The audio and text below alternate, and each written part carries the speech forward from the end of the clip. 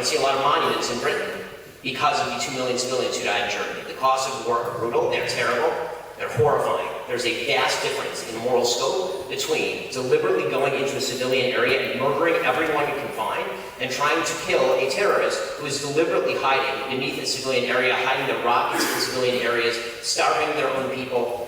There is a vast difference. Okay, so now I can ask my question if you don't mind. So my question is, do you believe that there is a moral difference between Hamas going into, for example, Kfar Aza and murdering entire families, and Israel attempting to target terrorists and accidentally hitting civilians? Israel is effectively doing the same because Gaza is the most densely populated region in the world. There are 15,000 people per square mile. So does Hamas get immunity because they're there? So Hamas gets immunity. So Israel has killed 3,500 children in the past.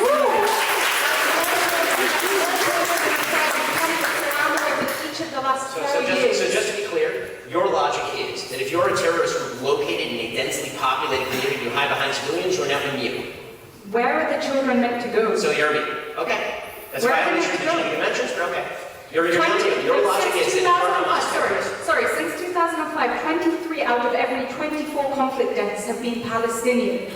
I don't see any moral equivalency there. It's clearly unjust what the IDF has been doing to the Palestinians because there's a vast disparity between the number of Palestinians being killed and the number of Israelis. I mean, I would certainly hope that Israel is going more quickly. Well, what do we have here? Ben Shapiro being ridiculous yet again. Now, I'm gonna own Ben Shapiro.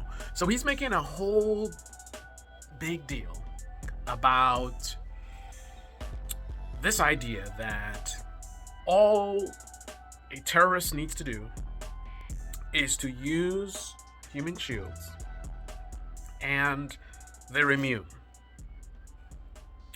Use human shields and they're immune because you can't bomb them because they have human shields. You don't want to kill the civilians, so since you want to kill the civilians, then you can't get them. So that's it. They can just do whatever they want to do and just hide behind human shields because they know you want to attack them, because that's wrong.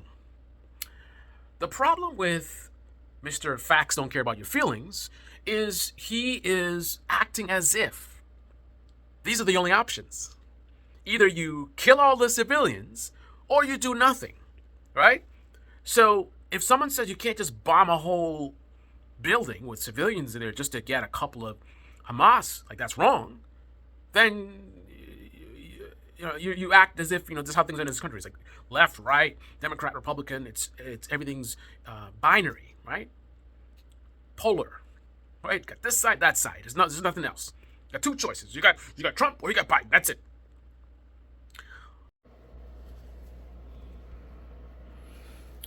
What Ben Shapiro is doing is using a logical fallacy referred to as the false dichotomy, where he is pretending as if there are only two choices, when in reality there are other two choices. When you create a false dichotomy, you say the only other option other than one you want is one that's really horrible. So if you have a choice between a horrible option and my option, which is not perfect but it's better than that one, then obviously you go with my option. No, but there's possibly a third option, a fourth option, or fifth option. No. Let's pretend like they don't exist. False dichotomy. Very manipulative tactic from a guy who's very manipulative, like Ben Shapiro. Master propagandist. Nicely played, Ben Shapiro. Mr. Ben Shapiro, how about this? How about we use some actual logic and let's consider some actual facts and put aside your partisan feelings.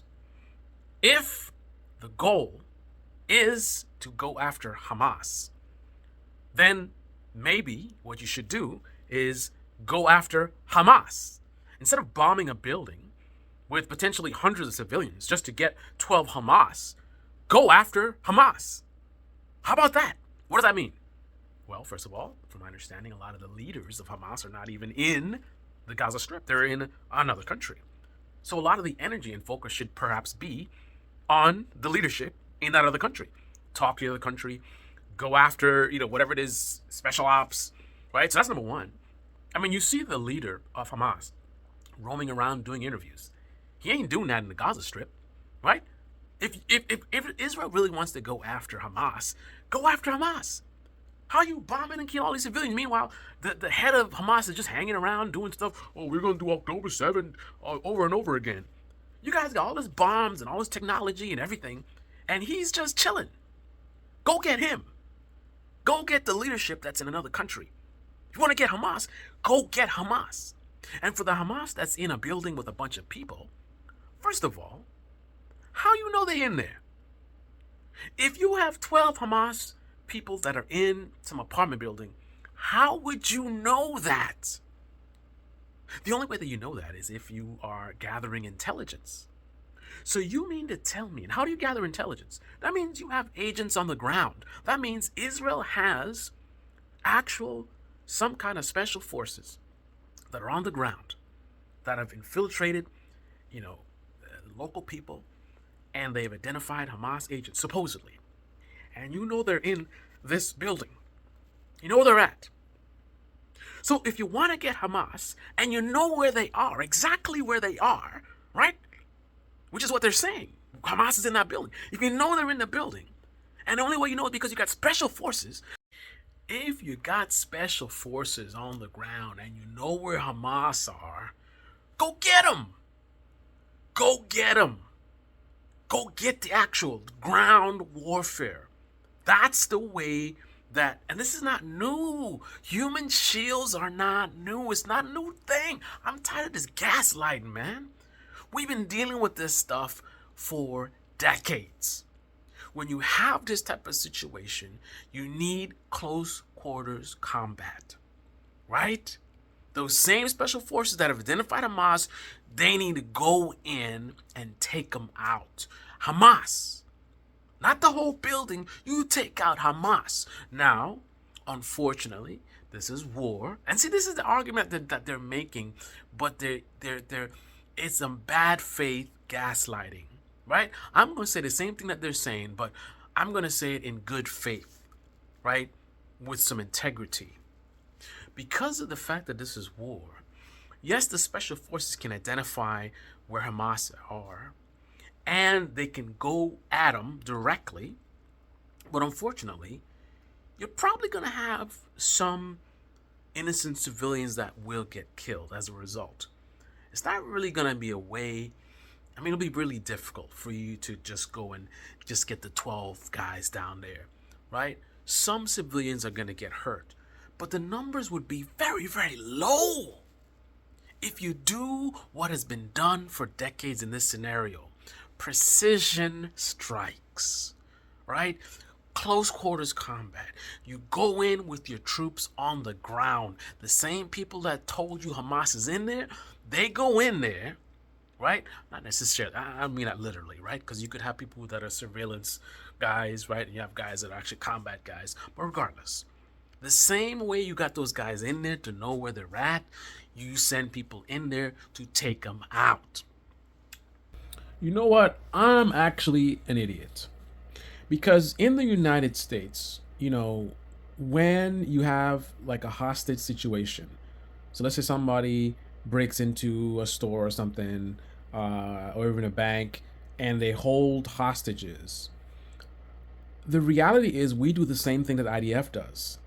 So there's actually a logic problem with what I'm suggesting. I think Ben Shapiro is actually correct, because in every situation where we've had hostages, usually what happens is they call in the SWAT and they just start shooting. The guy has a bunch of guns. He's already killed people, and now he's holding some woman hostage. So what? They're immune now? That's it? You break into a bank, and then all you gotta do is get some hostages, and then, oh, they got hostage, we can't do anything. Right? That's what normally happens, right? Wait a minute.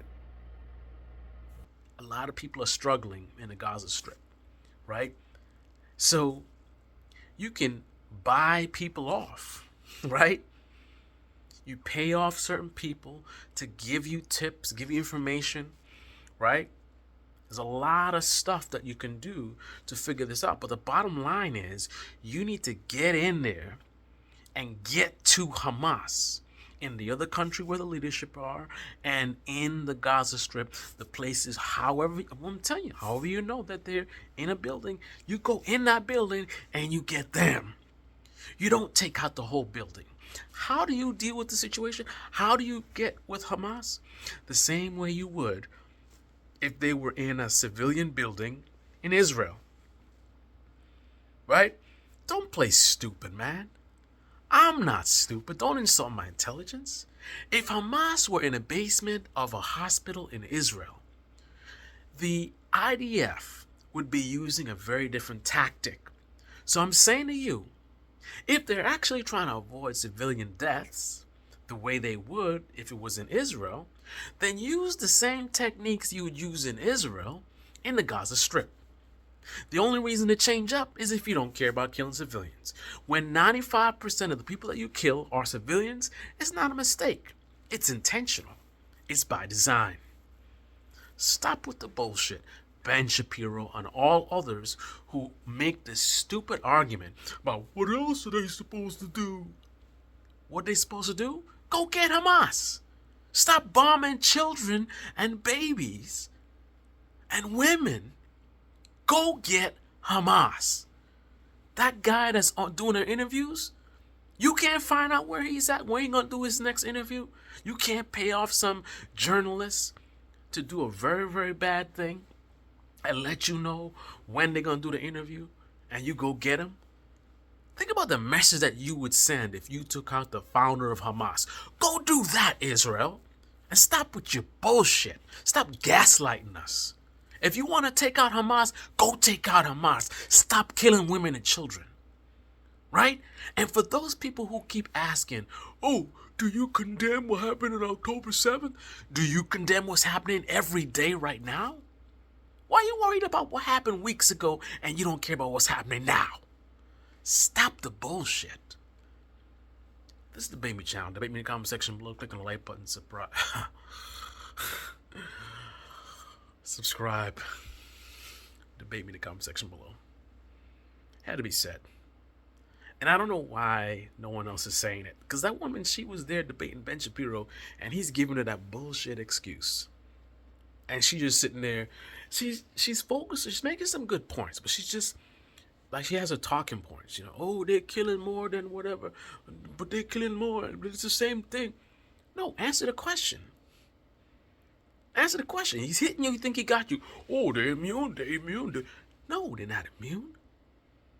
It just means that we have to use a different tactic. We have to use precision, right?